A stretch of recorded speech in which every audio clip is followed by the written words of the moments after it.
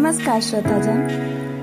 आज मैं आपको एक बढ़िया कहानी सुनाऊंगी जिसमें मृत्यु और महाकाल को भूलना नहीं चाहिए, यही आशय उस कहानी में प्रकट होगा।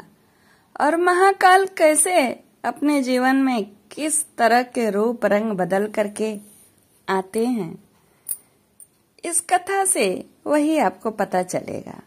और यह कथा बहुत ही रहस्यमय भरा है, शुरू से आखिरी तक सुनिएगा।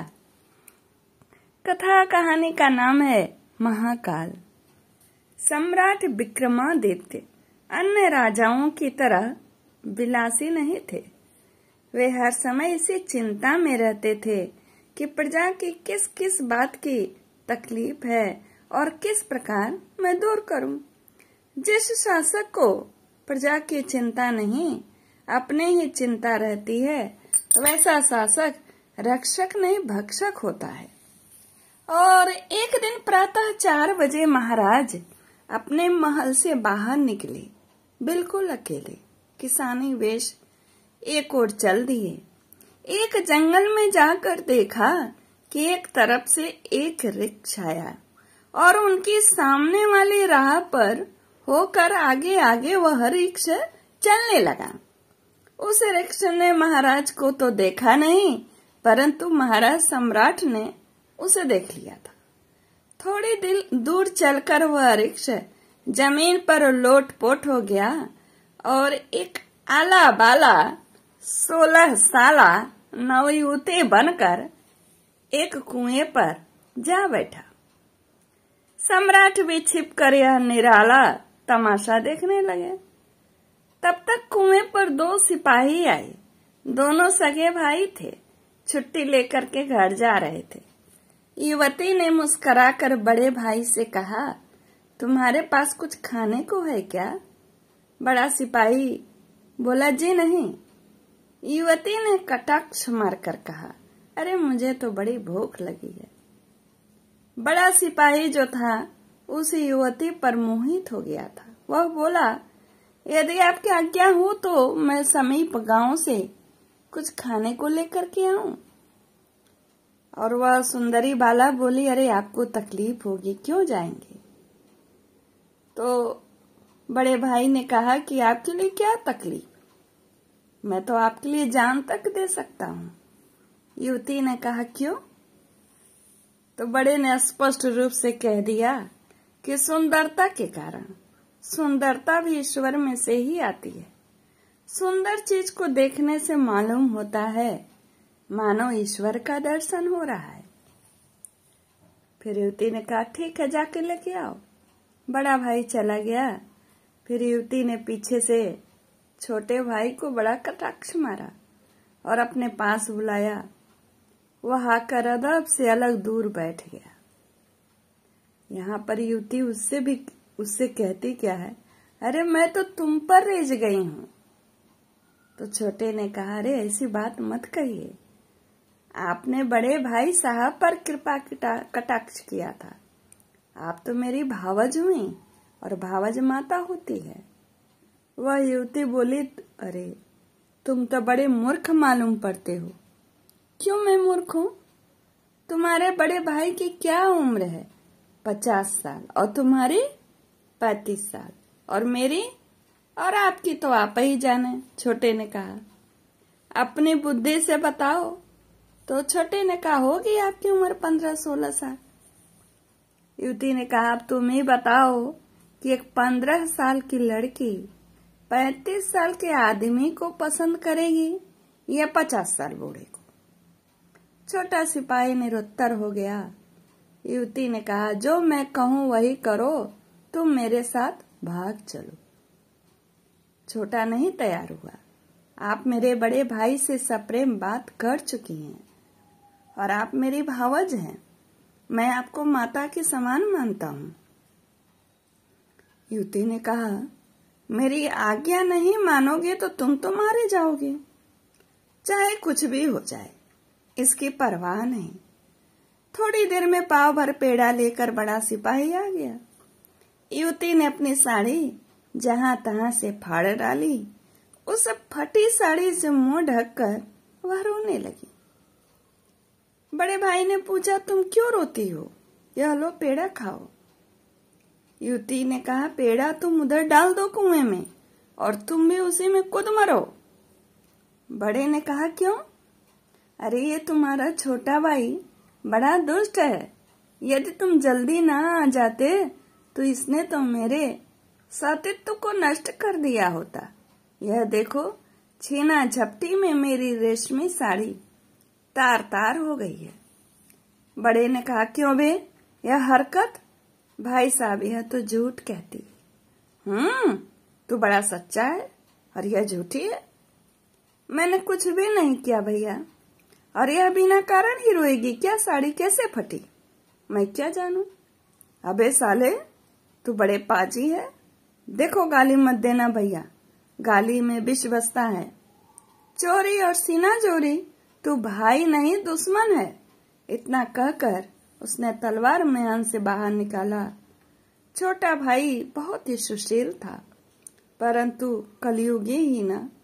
वह भी आ गया अपने सिपाही वाले अंदाज में, और उसने देखा कि बेकसूर होने पर भी उसका भाई एक अनजान बदचलन औरत के कहने से उसे धर्म भ्रष्ट समझ रहा है। उसने भी तलवार संभाल ली। दोनों ने पैतरे बदले और चलने लगी तलवारें। 5 मिनट में दोनों मर कर गिर गए। युवती हंसी और फिर वहीं जमीन पर लेट गई और लोट-पोट करके काला सांप बन गई। फिर काले सांप के रूप में आगे चल रही। सम्राट ने प्रण कर लिया कि इस विचित्र जीव की पूरी कारगुजारी मैं जरूर देखूंगा और पकड़ूंगा भी इसे।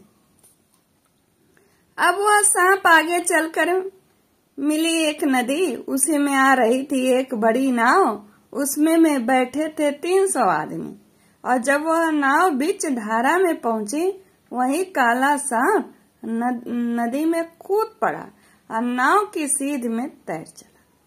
सांप का कायदा है कि पानी में सीधे तैरते हैं। शेर और सुअर और सांप ये तीनों धारा काट कर सीधे चलते हैं। और नाव के पास पहुंचकर सांप चिटका और नाव में जा गिरा। लोगों ने यह तमाशा जो देखा तो सांप की ओर से हट करके दूसरी तरफ भागे। 300 आदमी नाव के किनारे हो गए और नाव पलट गई। सब डूबकर मर गए। फिर वह सांप जमीन पर लोट मारने लगा। सम्राट ने ये तो अजीब लीला है। अब की बार क्या हुआ, वह सांप जो एक वृद्ध ज्योतिष बन गया। सफेद दाढ़ी शोभा दे रही थी, हाथ में पत्रा, पैरों में खड़ाऊं, ललाट पर चंदन। सम्राट ने आगे दौड़कर उसके कदम पकड़ लिए। तुम कौन हो? उसे वृद्ध ज्योतिष ने बोला। तो राजा ने कहा, सम्राट ने, मैं एक राजा हूँ। तो उसने कहा, क्या चाहते हो? मैं सुबह से आपके पीछे लगा हूँ। आप जब वृक्ष के रूप में थे, युवती सांप के रूप, और अभी तो ये चौथा रूप है आपका। अच्छा, तो तुम क्या चाहते हो? यह कि आप पता करना चाहता हूँ कि आप महाराज हो कौन। तीनों रूप में तो मृत्यु ही हुई है, आपने लीला ही है जीवन को। अब किसको डसने जा रहे हैं? तो वह बोला, तुम इस बवाल में मत पड़ो, अपने रास्ते पर सम्राट जाओ।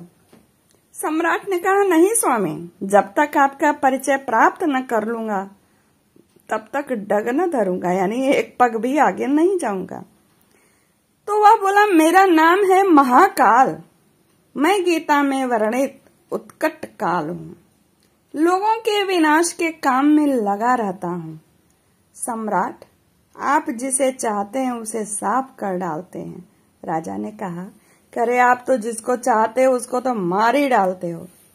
महाकाल ने कहा, नहीं सम्राट, मैं स्वतंत्र बिल्कुल नहीं हूँ।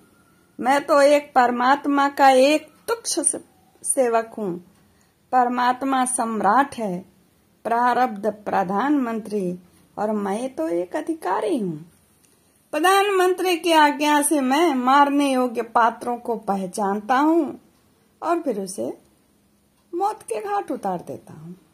तो सम्राट ने कहा, अच्छा महाकाल जी, अब आप बताइए मेरी मौत कब आएगी। महाकाल ने कहा, यह बताने की सरकारी आज्ञा नहीं है।